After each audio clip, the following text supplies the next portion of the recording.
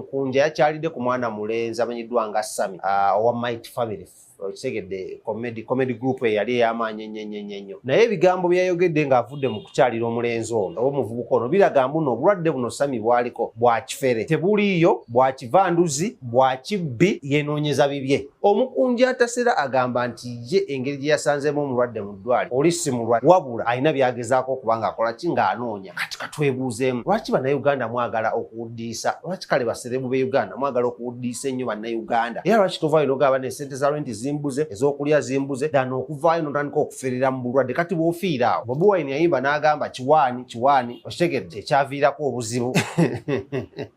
So amawulire agaveeyo galaga nti Sammy si mulwadde wabula alina by'anoonya ayinza okuba anoonya kasente okuva mu gavumenti ewa maama Nabbanja ayinza okuba alina abazungu be ayagala okuba ng'akola ki ng'afera. Bigambo bino si byange bya mukunja atasera ayagenzeyo mu ddwaliro n'amulabako ng'eyali mukwano gwe ennyo.